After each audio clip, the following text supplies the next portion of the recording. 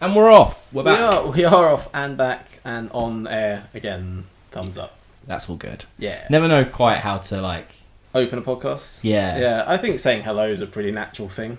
I think we're all pretty comfortable with that. I think the audience are comfortable with that. It just seems like every time I listen to a podcast that we start, it's like, oh, we're back. We're back, and this has only been a week. Yeah. We haven't been anywhere. Same. Yeah. So I think. I don't know. We've managed to keep this pretty regular so far, which is nice. Is there anything you want to talk about today, Ian? I mean, there are lots of things I could talk about, but there's nothing. There's nothing immediate that I've been going in with. I don't have an agenda today. I actually have no agenda either. I even messaged you saying, "Do you want a podcast today?" And not once since messaging you agreeing to podcast, me getting home, have I thought about anything that I want to talk about? That's good. So at this point, we've recorded more podcasts than we put out. Yes. And we arranged to record podcasts, but we don't think or converse on what we're going to podcast about.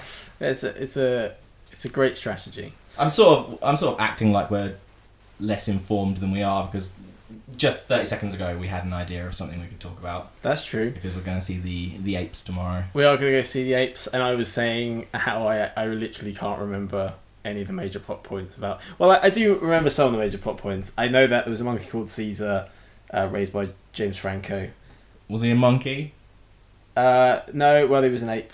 Yeah. I think they would have taken issue with that. I think monkeys were in, I don't think they're all apes, were they? In the film, I think there was some I think there actually was a monkey or two just thrown in the mix because he went to that animal detention centre. Didn't he? Yeah. Well, I know there's an orangutan, but I think an orangutan is an ape anyway. So anyway, they smart apes ends up letting them all out. Big thing on the bridge at the end, but then the second one is set after a virus essentially spreads and wipes out humanity and weakens humanity. Well, you see the virus spreading as the last shot of the movie. Yeah, exactly. Yeah.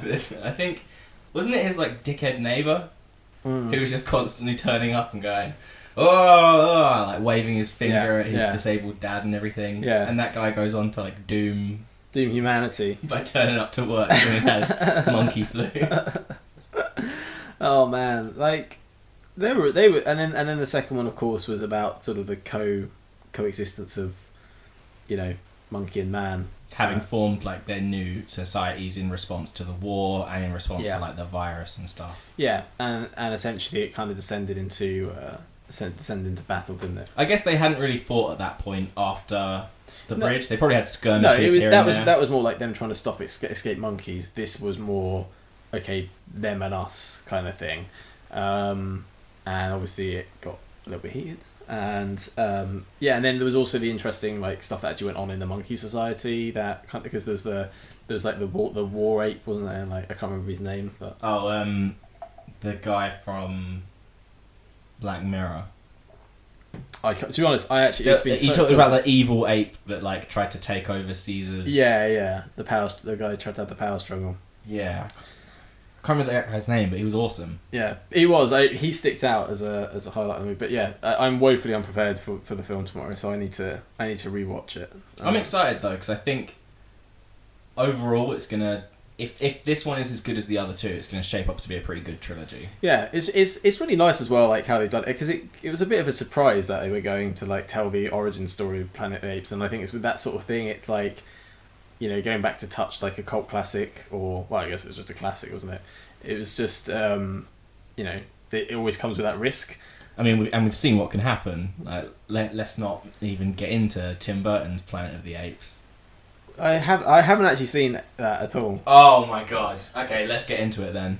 Was that a remake, or was that trying to fill in holes as well? It was effectively a remake of the first Planet of the Apes movie, but they changed a bunch of stuff to modernise it. Mark Wahlberg was the astronaut who went up into space and then landed on a strange planet. No, I have heard about this. Yeah.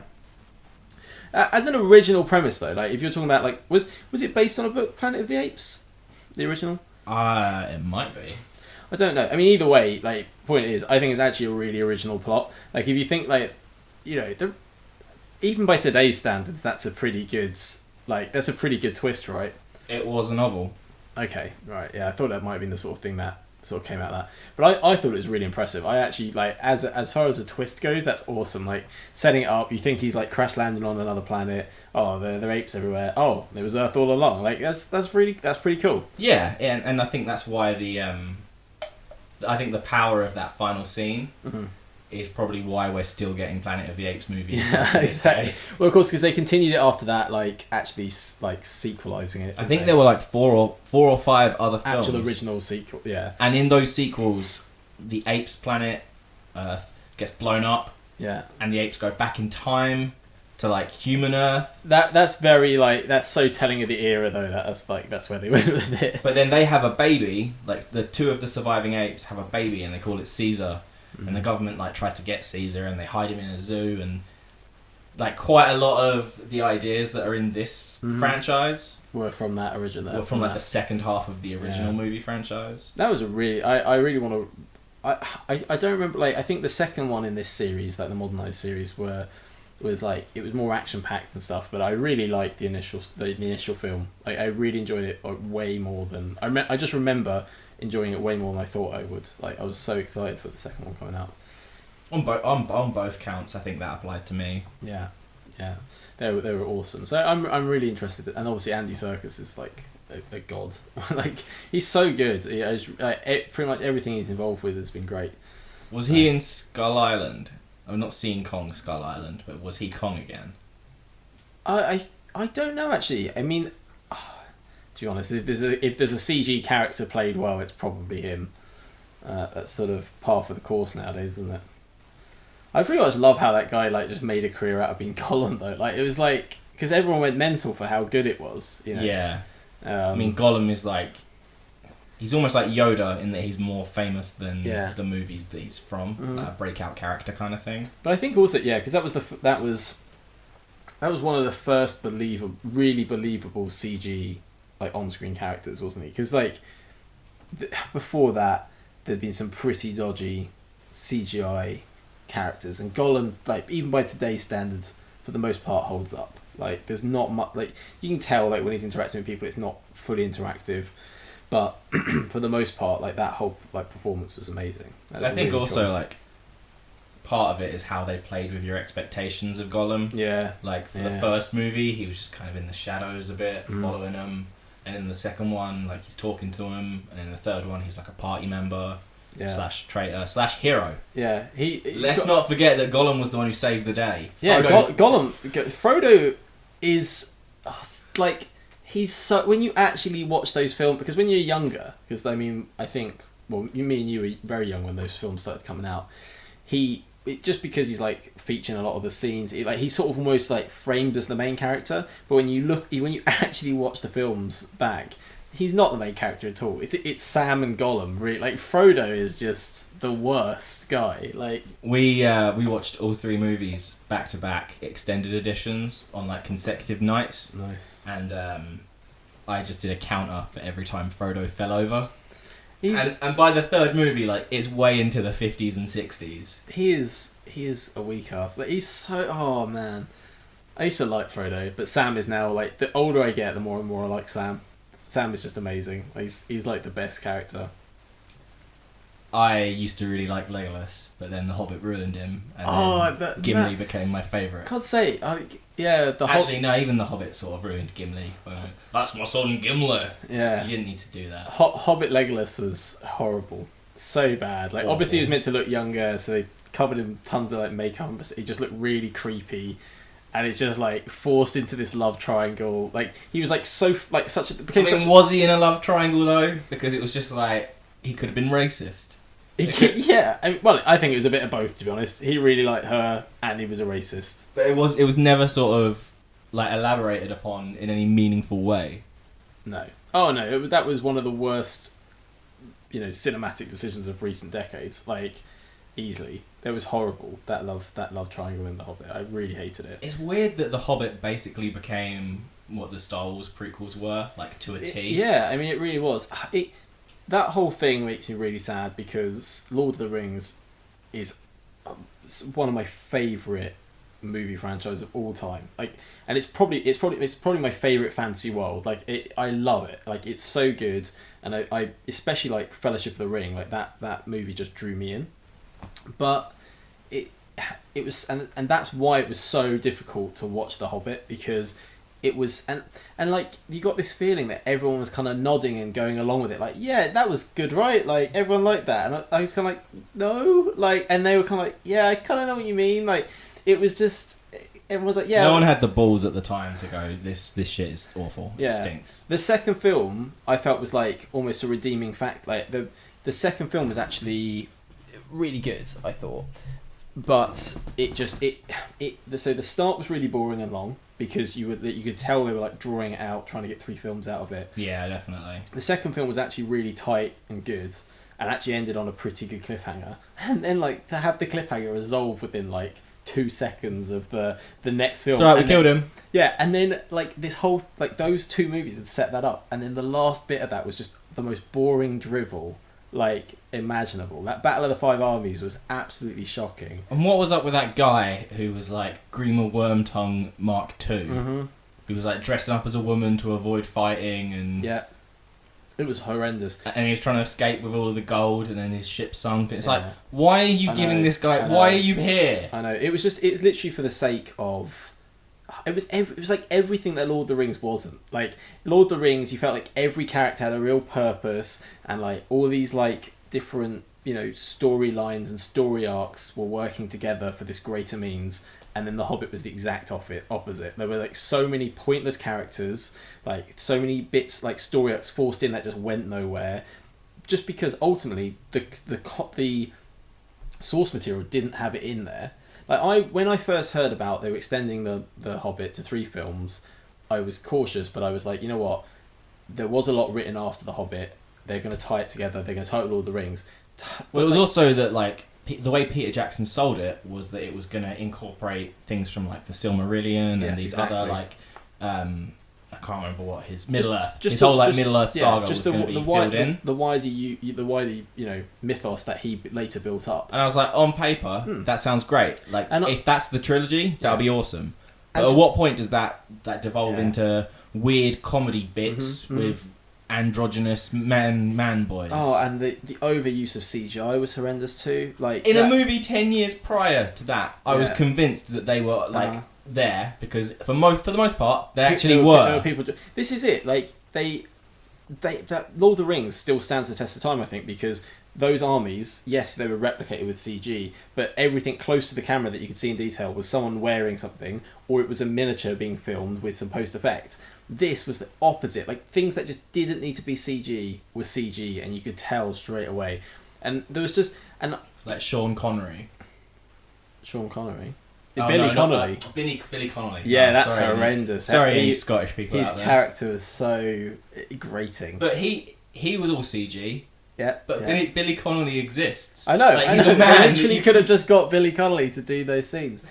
But this, and like the main enemy, like that they really forced in there, that like the Pale Orc. The Pale Orc, like all CG. I hate it when there's like a recurring villain that really would just be a mob, and for some reason they just keep going, and it's like, just because he's got like a little elite sticker on him, that's why he's sticking around. Yeah. It would be a level 1 boss, and for some reason it sticks around for 90% of the franchise.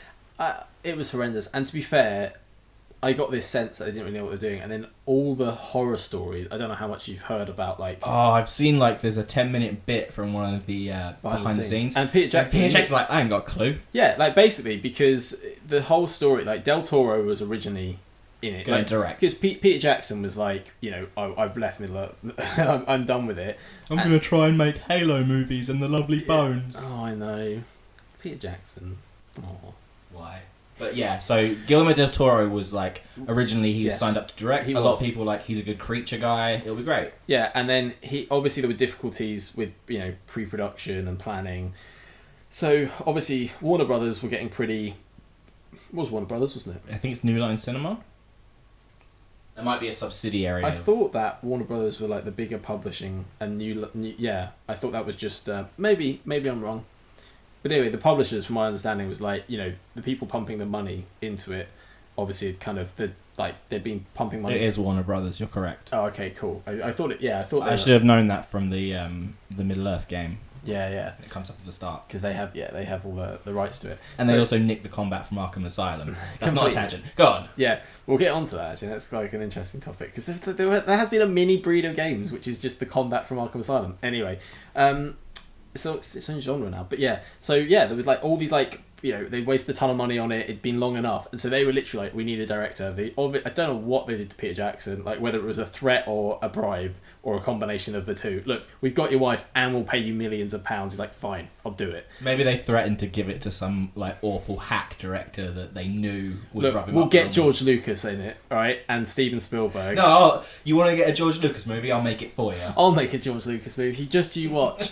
And he came in and he did, and it was terrible. And I actually felt really sorry for Peter Jackson. Like, I mean, I still think he could have just said no, so I'm still a bit annoyed at him for not doing that. But he went in and he was like, yeah, there was like 10 years pre-production on this, and he was like, we were still like producing the film as we were filming. Like, they were filming scenes and they were making armor like the week of the shoot. Like, everyone on the production, the set production said, we didn't know what the sets were going to be like a month prior. Like, and it shows as well. Horribly so. And that's why so much is CGI. That's why none of the plot makes sense. Because they literally, like Lord of the Rings, they had the 3 films planned out. They had like all the armor made. They had all the locations scouted.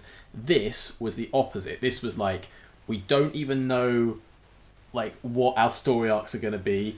They like just chucked this. And so he was literally, because he knew he had like a deadline to finish one of the films, and they tried filming parts at the same time, and they had to do reshoots, and it sounds like a nightmare to be on. And there's like Ian McKellen breaking down because he was performing to like, he was never with another actor.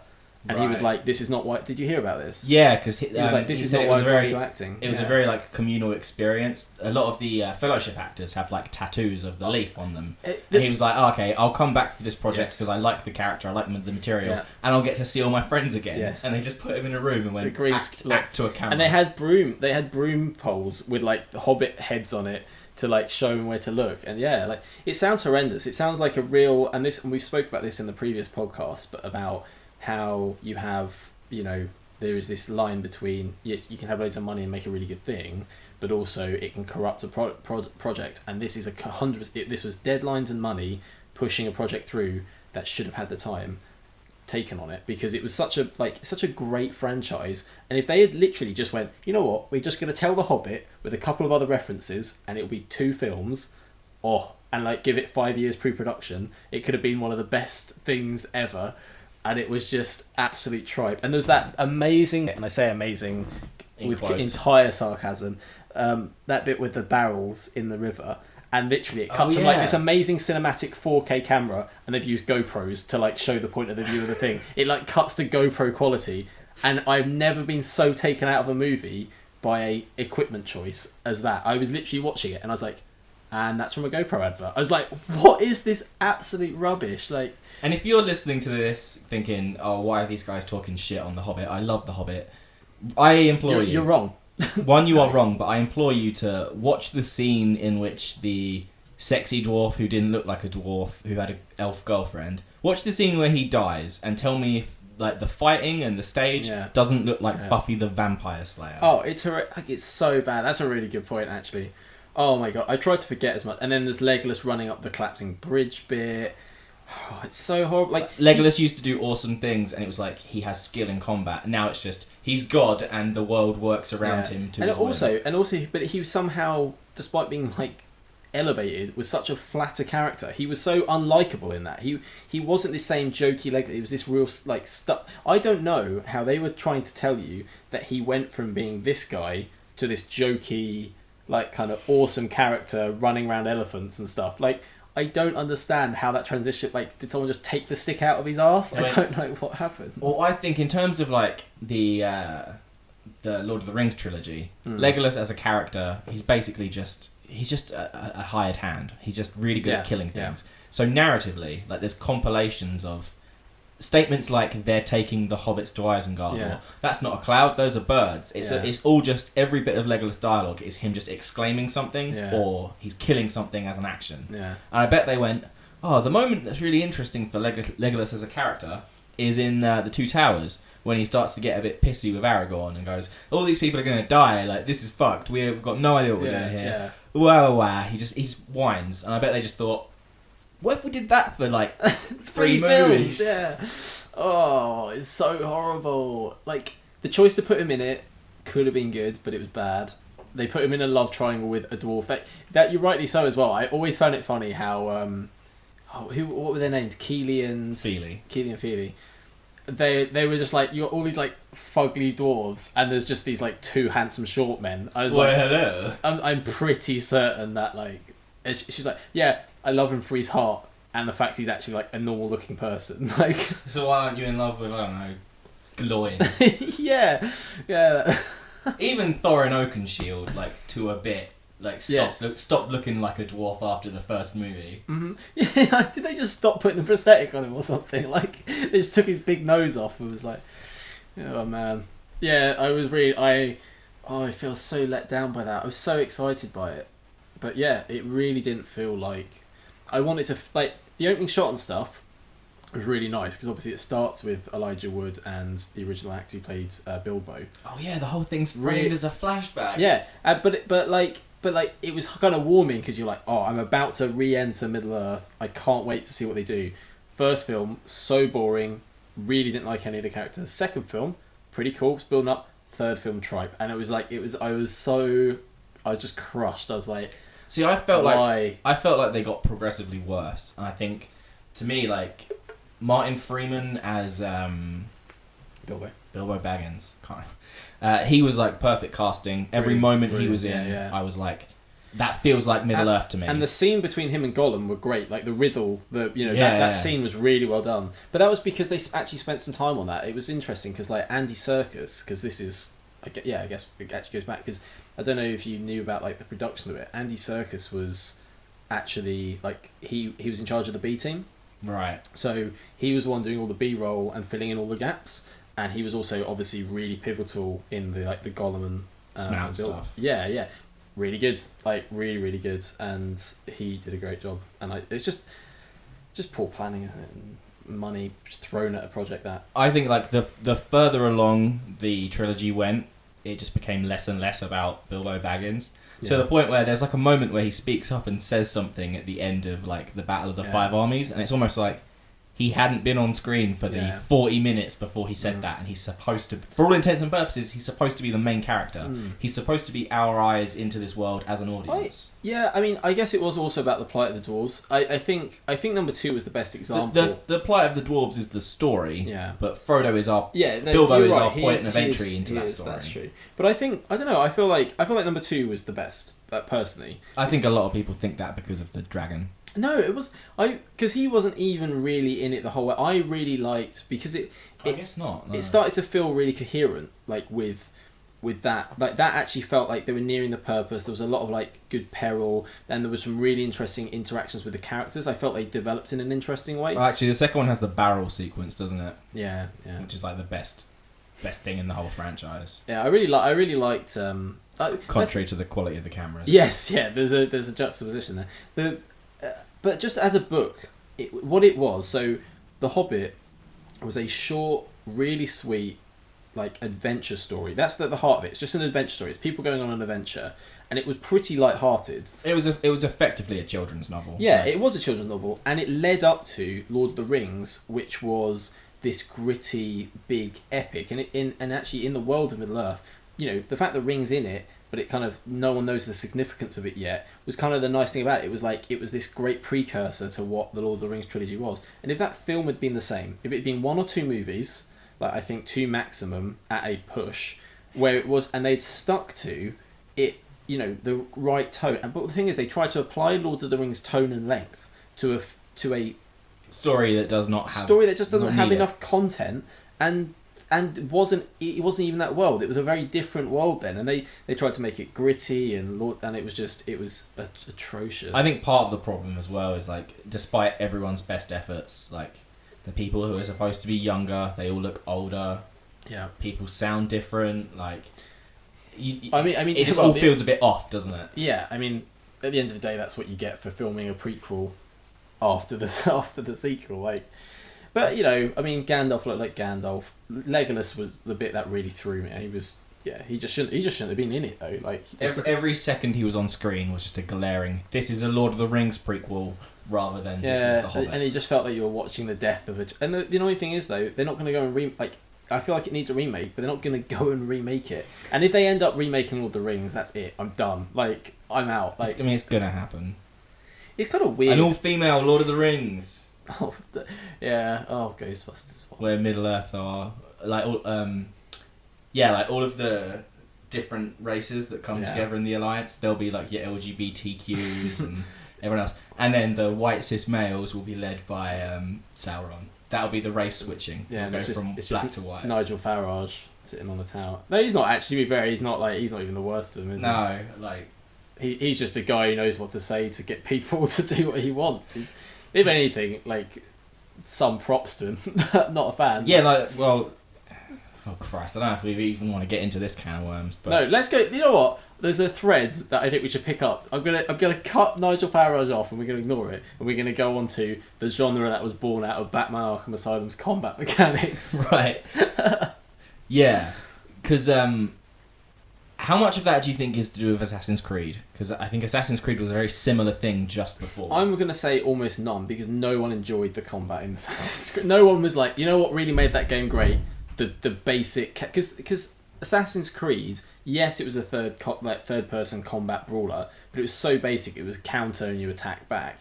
Whereas the nice thing with the Batman Arkham Asylum stuff, it was so flowing. Like it was flowing and steppy and your different enemies had different mechanics, so you couldn't just counter the whole time. Some you just need to aim for, and it's just kind of the whole this brilliant thing where you the stick you aim the stick in the direction and he just goes to town on that direction. You could also use your equipment button as a combo thing as well. So depending on what item you can throw your batarangs and stuff.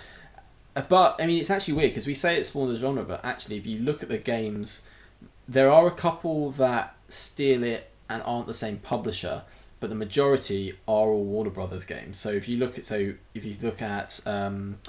of Mordor, that's Warner Brothers, and so it's no wonder that took that same brawler combat and mixed it with that game. Mad Max, I want to say, is because that Mad Max has the same combat, and I think that's Warner Brothers too. Right, that's interesting. I've not played the Mad Max game. Yeah, I haven't either, but watching the footage, it's the same combat mechanics or very similar. Except you craft your own weapons and stuff. Right, the Spider-Man games, I think the ones that have come out since Arkham do a similar thing, and the new one looks very Arkham Asylum. I don't think that's Warner Brothers though, so that's no, of course not. That's probably a good example. No, but I'm saying that's actually a good example of one that's kind of done the same idea. If anything, that's more relevant because that's their direct competition. Mm-hmm. Yeah, and I really enjoyed that game actually. Arkham Asylum. It was Warner Brothers. You were well up on your Warner Brothers. Was it? Stuff, yeah, I know, man. I don't know how I've absorbed all this stuff. Warner Brothers makes it's weird because I never really associate Warner Brothers making good stuff. But come to think of it, they did all of the Dark Knight stuff. That was all Warner Brothers. Yeah. They funded some really good films. I think the Wild Wild West might have been Warner Brothers. Up there with Inception, of course. Yeah, they basically fund all of Christopher Nolan's stuff anyway. Yeah, Harry Potter. Man, I need to see Dunkirk. Dunkirk is I mean, don't get me wrong, I don't think it's going to beat Baby Driver in terms of sheer entertainment, but I think it will. I think a stylized romp through the crime world is a bit different from civilians trying to rescue drowning soldiers from a war. True war series, war story. But yeah, that looks fantastic. And also, I'm surprised it's taken this long for the story of Dunkirk, because most people in Britain know about Dunkirk because it's a really good pivotal moment in British history. And people from our area were involved. Yeah, we were, because we're southeast England, and we're on the coast, and we took barges and went out there. But actually, as far as war stories go, it's pretty amazing. It's up there in my opinion with D-Day. I know that was literally. That is crazy, I find, about D-Day. There was a time, because nowadays you can't imagine that happening. Keeping that secret would be impossible. Some dick would tweet it, and that's it, gone. Well, also satellites, radar, all of this tech that meant that D-Day is just not possible anymore. Well, it's everything leading up to D-Day as well. Like, as soon as Germany were like, okay, we're going to do something about Poland. Poland's taking the piss a little bit. There would be an immediate response, even if the response was politicians like pontificating about it and Lily Allen going on the news and telling us what she knows. Like, there would still be an immediate response. Yeah. Oh man, that's what World War II needed. Lily Allen. It would have been wrapped up much quicker. It would have been. If only she'd made some appearances on the One show, that would have really helped us. I just want to say something really. I always say one or two things political every time we do a podcast that I regret. Damn, I thought I got away from it with the Nigel Farage cut off. But I'm going to say something about Lily Allen. And this is part of my thing. A lot of people are like, oh, all you do is bash the left, and I guess because I see there's no value in bashing the right. Like, I still very much see there's value in that, like, because you can't. I mean, of course there is, but you can't just like become like, ambivalent to it and just be like. No, but it's like there's so many of their ideas that I don't agree with, or their methods that I don't agree with, that it's almost like, let that be what it is, and let's make our thing better. Yeah, I get that. I mean, I definitely think. Yeah, I think that anyone who holds a view should be conscious that you might be heading too far towards an extremist view of that. I agree with that. Yeah, and it happens on both sides. Yeah. The problem is, a lot of the time there are people who aren't that extreme that share some of the views, and when you attack that, they go, oh, hang on, I didn't like that bit of what you said, and you're like, no, I'm attacking the crazy extreme over the top bit, but they get like riled up because it's... I think there's a lot of conflation in everything. Yeah. It's like, well, if you're saying this about that person, and I agree with some of what that person says, you're attacking me. It's like, no, not if you agree with the thing. Only if you agree with the thing that I'm attacking. You've got to be pretty silly to like completely align yourself left or right. Like, I don't think... if you've done that, then you've not really come to your own conclusion. Yeah, like, what if your side becomes the bad one? Yeah, like how are you going to know if you're just blindly supporting them? Sides are very silly anyway. Like, you can say like, oh, I align with this general like principle, but if you say I am like, okay, fine, I'm not. It's not. There's no reasoning there. But also, if you're watching like a sports game and there's a halftime talk, who are you going to try and give more like advice to? The team that's winning or the team that's losing? Yeah. I think this is the problem though. Like, it is good to have like you can be in your echo chamber, but it's actually quite good sometimes to talk bad about your own echo chamber. Like, why not improve that? But yeah, I do agree with you on that level of it. So anyway, what's your inflammatory comment about Lily Allen? This is to do with Grenfell Tower. Okay. I didn't actually see anything that she said about that. No, but you did just say inflammatory comment. Oh. So. Oh, what a segue. So, she said... Did you hear about the thing she said when the Grenfell Tower thing was going on? No, that's what I mean. I literally haven't heard about. So she was interviewed by the news and she said something like... This is still in the early stages of the thing. Yeah. Like, 1 or 2 days after the initial incident. And the people are still going through the building. The death toll is pretty low. Yeah. And Lily Allen was saying something like, oh, there's hundreds of people that have been killed by this, or it's in the 70s and 80s and the government's only saying 14. I've spoken to people in the police and they've given me the real numbers of how many people are dead. The media are trying to bury it. The media are trying to bury this story. Yeah. And she was supposed to go on like Newsnight or something that same evening. Yeah. And the BBC cancelled her appearance. Yeah. And so she took it as, oh, like, this is validation. This is me being hushed, yeah. But the people on like the BBC, they said, oh, well, we only booked Lily Allen as like a very quick thing. It was like, if we can't get anyone else, then at least we've got a celebrity. Yeah. And then they got a confirmation that the chief of police was going to appear. So they were like, okay, we can cut Lily Allen and we'll put the officials on. So Lily Allen's taken umbrage thinking it's like verifying her conspiracy nut. Lily Allen thinks that her voice should be more important than the chief of police. But I guess, like, if she's that way inclined anyway to think that it's all rigged, that just plays into her hands. Like, I'm not saying the BBC did wrong. I'm like, but there's no reasoning with her on that. No, do you know what I mean? Like, that if she's going into that with that bias, then there's literally nothing you do. Like, this guy is literally so in the know. Like, it's his job, and she's like, yeah, well, I'm a singer, so like, But I don't know. I song with Professor Green, and my dad's an actor.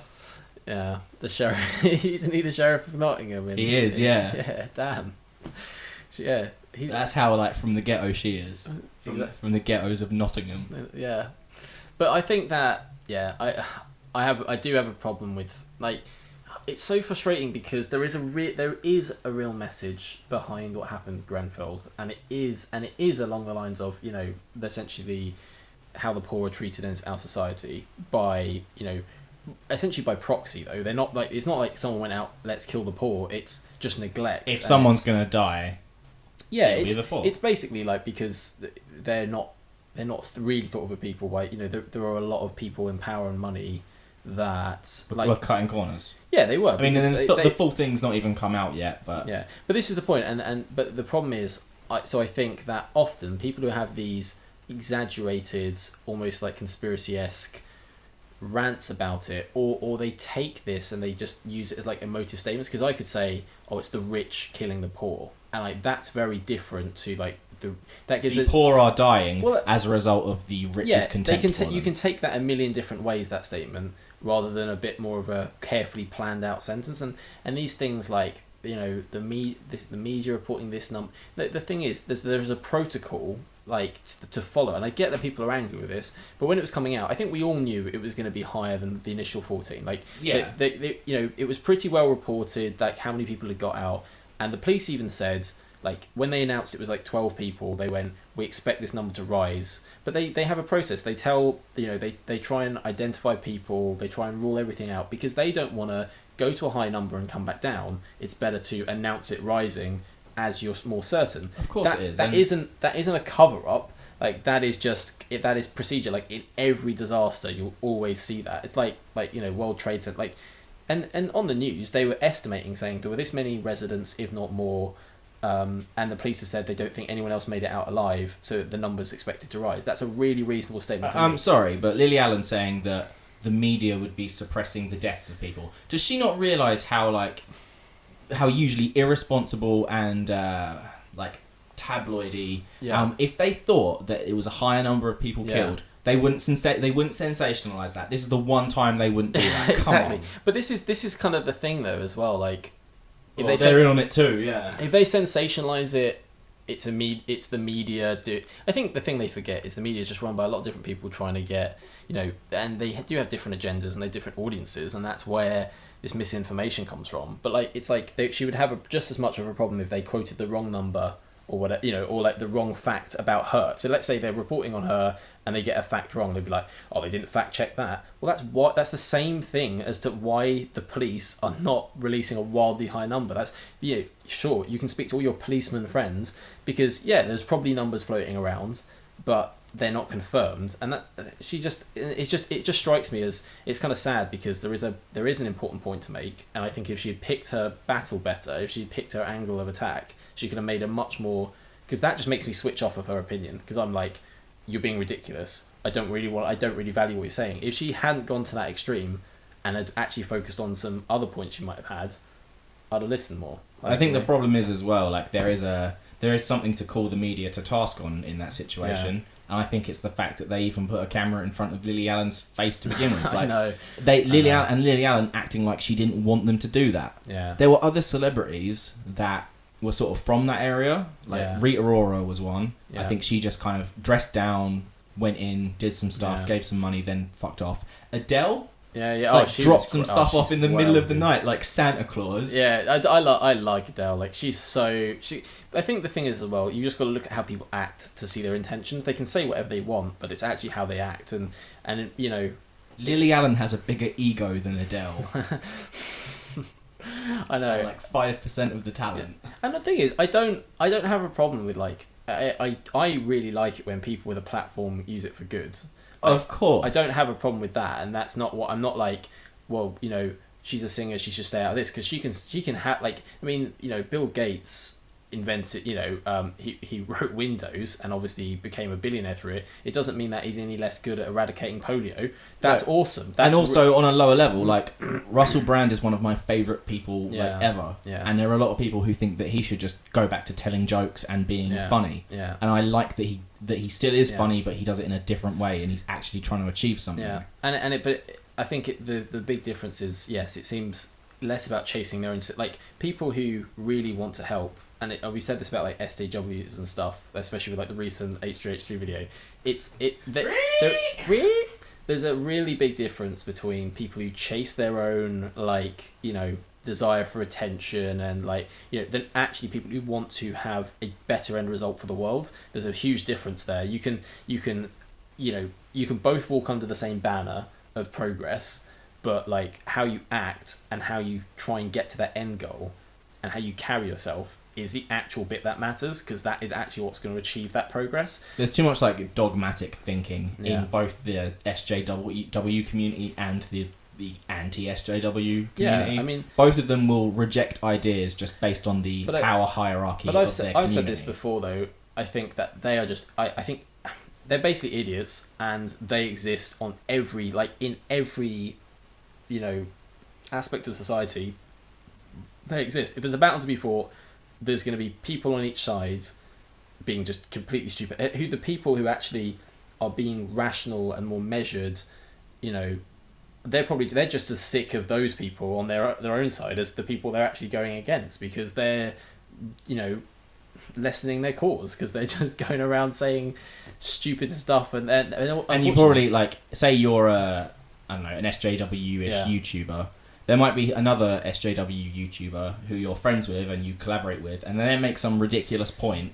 They make a clickbaity, incendiary, fuck white people sort of point. Yeah. And you would really want to challenge them on that, but you don't want to have their subscribers at your door. And this is kind of one of those things where they're unfortunately things get so political, because, and it's kind of it's a shame, because ideally, in an ideal world, I think barriers are the problem anyway. Like, the moment you put up a wall, there's an issue. So the moment you have two sides and they're tremendous. Been working on that. No, boo. And it is tremendous.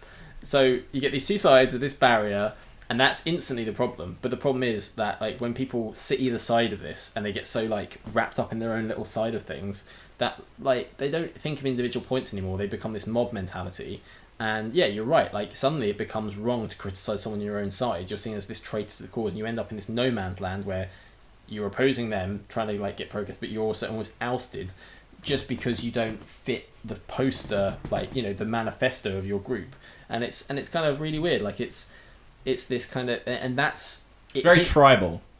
It's just stupid. Like, tribalism, putting up walls. That is actually the problem behind. You know, if you look at, I think a lot of problems to do with discrimination and people just being shitty to each other, I think a lot of it stems from ignorance. Mm. And the way that we combat that ignorance is through communication. Like, communication, education. Like, I think the world would be so much better off if people focused on, like, three things. Like, it's easy. Sorry, I'll let you do this in a second, but I'll just say it's really easy to paint everyone who would criticize your ideas as a, you know, feminist nutcase who wants to cut your willy off and she hates you because you've got one, or you could paint them as a white supremacist, misogynist who just hates you based on what you are. I think the biggest problem is that a lot of people, they don't either it's the way their brain works, or they haven't been, or it's how they've been raised, or the environment they've been brought up in.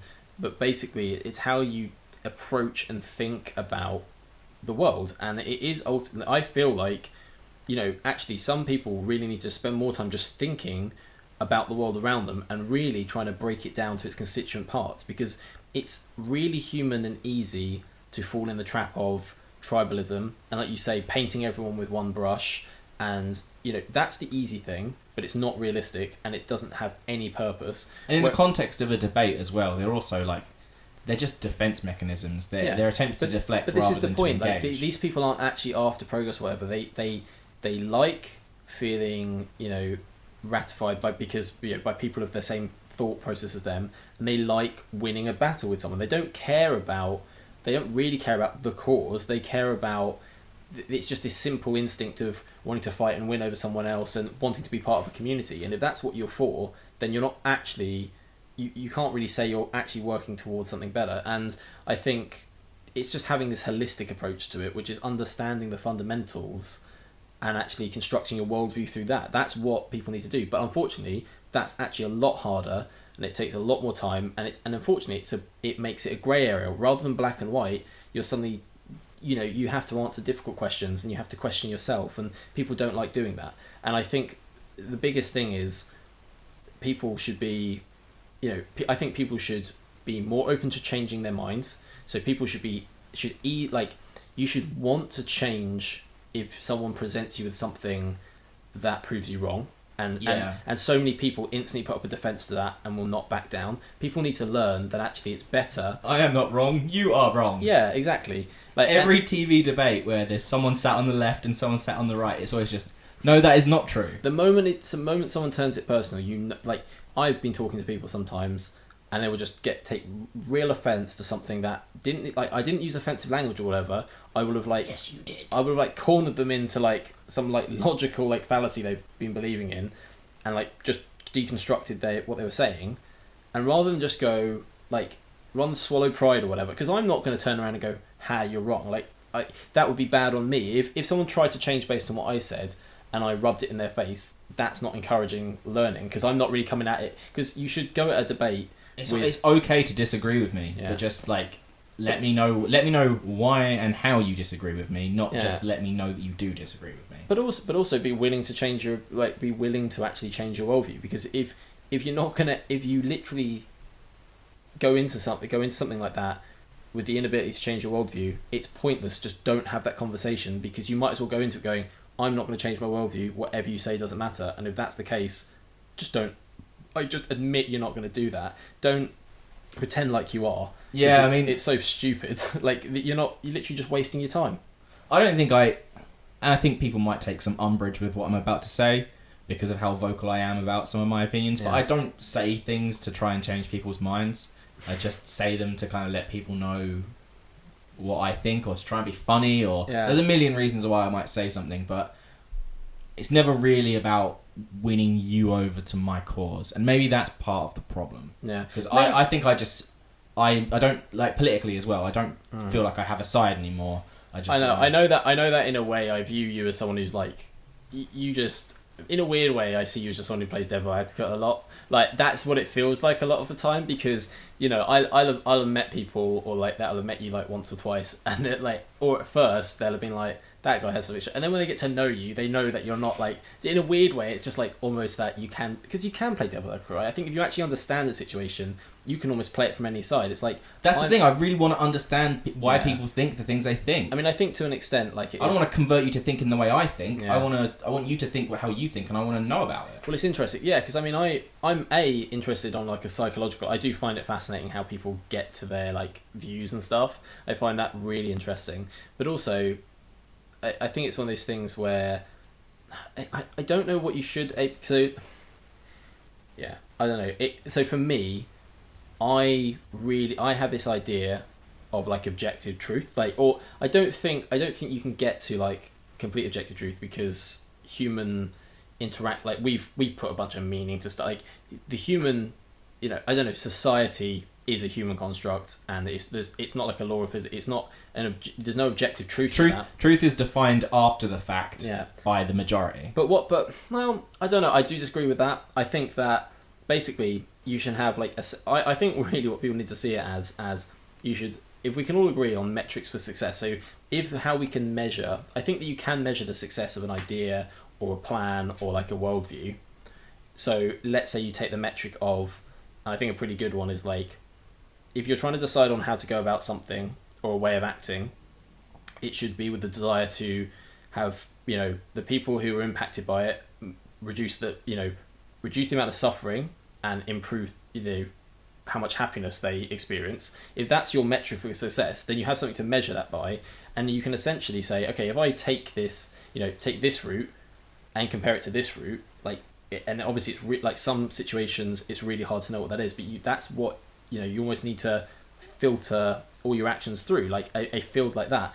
But I don't think a lot of people think of it in terms of that. They just cling up, because that's, and it's actually really hard to come to these sorts of decisions, because it gets really murky really quick, and that's so I do think there is this I don't think you're ever going to find the perfect way to act, and it's obviously really murky, but I think there are definitely better ways than others. So when I think about my worldview, I try and get close to objective truth. So I am open to being influenced by other people. There are some of my friends that I've had debates with, and at the end I go, you know what, I'd never thought about it like that, and I'm happy to take it on. So I guess I do go into debates not to win them over, but I certainly go there to express how I feel about it, but I'm saying that because I feel like I put a lot of thought into how I feel about things, or the worldview I have, and maybe either people have put more thought into it than me or less thought, and if I can get them more aligned with that, that's cool.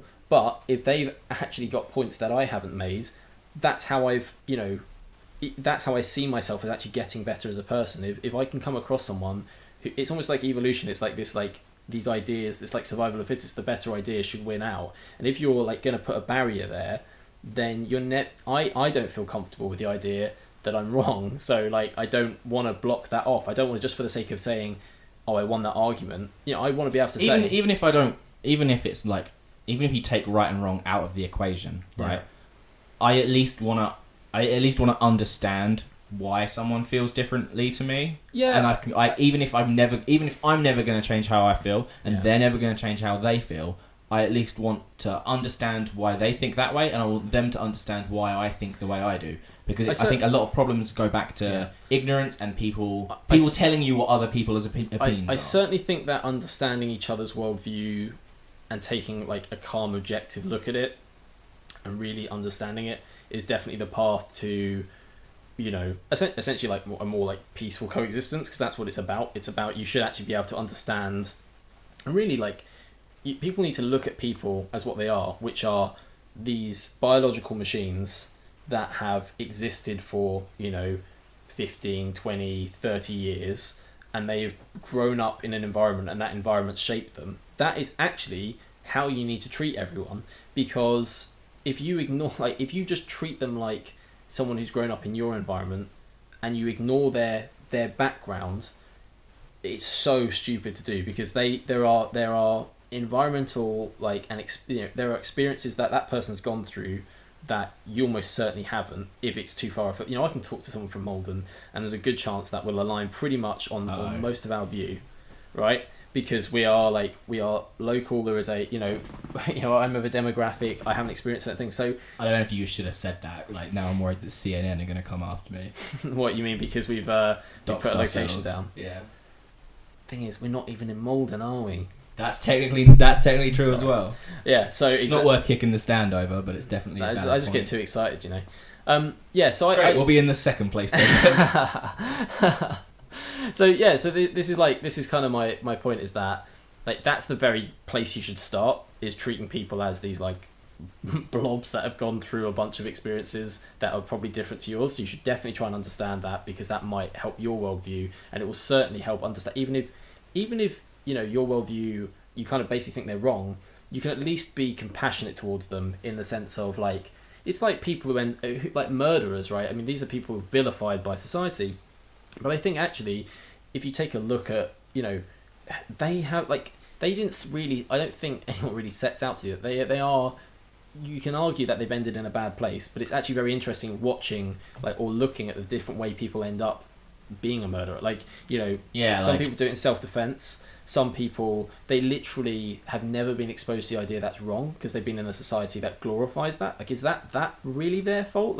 Or are there some people who are just born with the wires crossed in a certain way, it's just so you can literally, so you could almost have you get sociopaths and psychopaths. You have those moments as a child where you might pull the wings off of an insect and then crush it in your hand, and I don't know, and then afterwards you might have a quiet moment where you go, I just took something out of the universe, and I have to come to terms with that. But maybe those people have that moment and they go, oh, that felt good. Yeah, so they could exist in any walk of life. But I certainly think that there's the almost opposite of true. They don't have any pre-existing mental conditions, but their nurture normalizes murder. The majority of the people that end up in the armed forces aren't psychopaths or murderers by nature. They've essentially been nurtured into this idea, because especially if you look at the USA, they've got gun culture, they've got this idea that they've got God behind. You can take basically a normal person who in any other situation would never have killed another human being and would have felt bad about it, and if you vilify the enemy enough and dehumanize them and raise them in a gun culture, you can get them to be this entity. And that's the point, is these people, you can't you can't brush everyone, you can't just say all murderers are scum. It's very interesting. I don't agree with what they've done. It doesn't make what they've done okay, but it certainly changes how you almost have to view that person. Are they a victim of a really broken society? So don't just look at locking them up and ignoring it. Fix that society. Like, that's the point, and that's where you actually get to real progress. If I'm just this person who goes, yeah, I don't like murderers, they're terrible, and you're not really trying to fix the problem. Like, where do they come from? That's Jeremy Corbyn on anti-Semitism. Every time that conversation comes up, he's always just like, yeah, racism's really bad. I don't agree with that. And everyone applauds. Are you saying there's a problem with the Jewish community? No, I'm just saying that there's been a lot of like... Don't get me wrong, I'm not pro-Israel, but like... a lot of vague speculation about whether or not the Labour Party is anti-Semitic. And I just don't feel like... I feel like every time that it comes up in conversation, it's never truly addressed because everyone just kind of in a bit. We have to pantomime. It's only recently that like child abuse in the Catholic Church has been properly addressed by the Catholic Church. They will go. It's like a minor subset. There's no inbuilt There's nothing. It's not like we get these dudes and then have them do really like messed up sexual shit. Like the thing is, they've got to realise that there is a hold your cum for years on end. See what that does to you. It's God's will. Oh man, but yeah. So no, I think that's definitely the place to start. Is treating people as like what they are, like which is the people with a bunch of experiences. But then move beyond that with an actual aim to I like it's going back to these 3 points, which I think are be willing to change. Is if more people are willing to change themselves based on external like input, especially the older they get when their brains become less elastic, then that would benefit hugely from that. I think an aim to be empathetic is really important.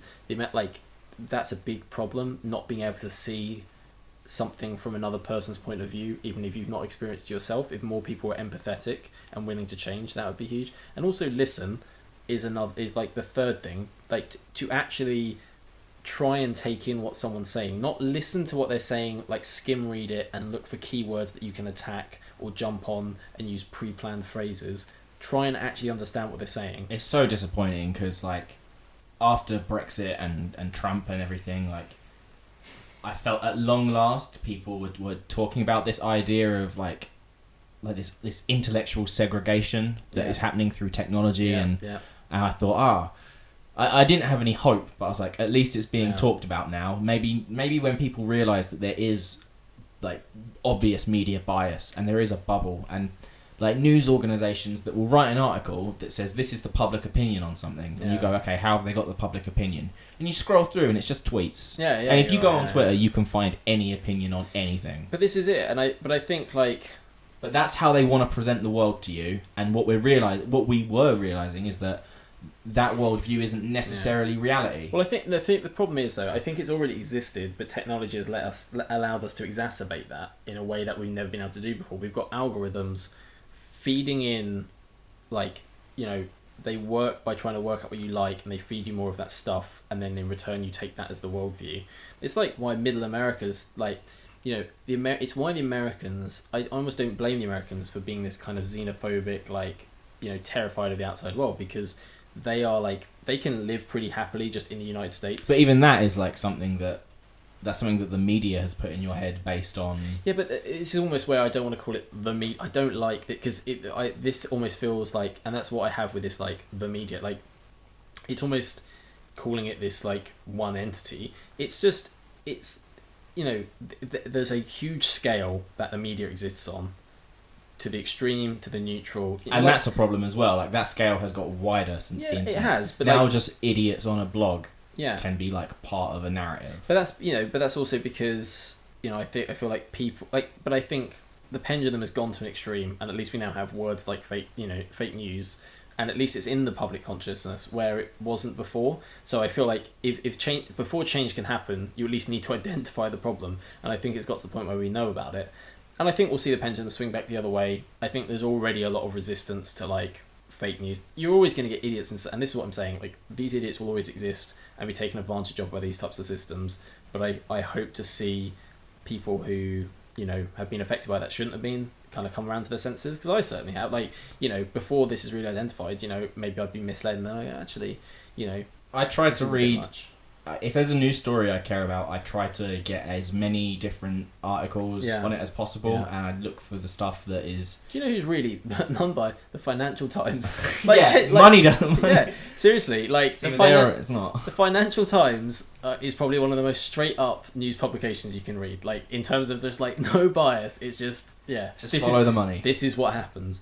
But a lot of in these discussions about, you know, bubbles and truth and stuff, I always bring back to Metal Gear Solid 2, and there's a really great quote in Metal Gear Solid 2 where they're talking about the climate of like information control that they're going to try and create and how everyone's going to be separated. And there's one thing that the AI kernel says: nobody is invalidated, but nobody is right.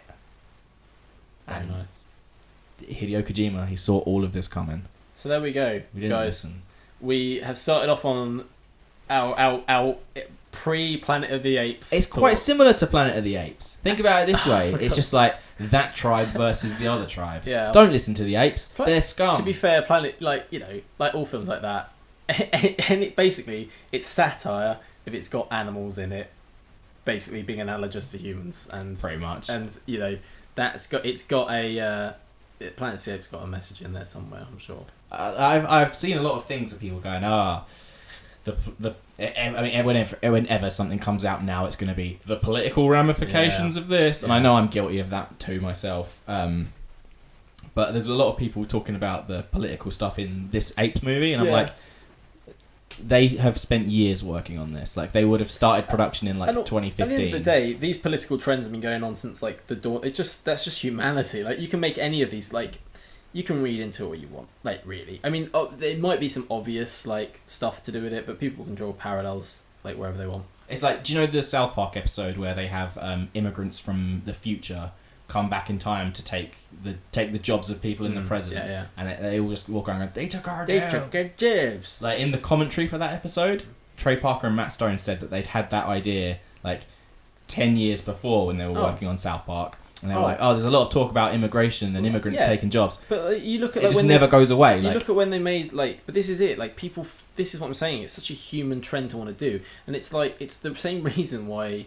there's just discrimination and ignorance. Like, as long as that's around, then we're just going to have... Fair enough, it's got new technicalities to it, but it's the same thing. It's just like, you know, you move on from, like, race stuff, it goes on to, you know, homophobia, and you move on from that, and it goes on to the next thing. It's just people's ignorance and, you know, misunderstanding of the world that we're gonna keep falling into that trap. I feel like we're slowly going to get out of it the more that we breed a culture of education. And, you know, if you could breed a culture of, like, actually trying to educate yourself and think your way out of a situation, I think we might get there. But unfortunately, I think there's still going to be the fringe of society, probably the majority of society, that fall into that basic trap. But, hey. Don't worry about it. There's a female doctor now. Everything's going to be fine. And we'll talk about that next episode. No, we won't. Yeah. Yeah, we will. We'll start off with it. It'll be like, this is like The Hobbit 2, where you've had this big build up to this thing, and we've like poised it as a cliffhanger, and we'll resolve it in the first sentence, and then have a completely different thing. Okay, cool. But yeah, Planet of the Apes, all the way through to just the nuances of debate. I think Planet of the Apes to talking about divisions in society is a very healthy transition. I think it all tied up very neatly. It's amazing how these things come together. It's almost like coincidences exist, isn't it? It's wonderful. Bye-bye.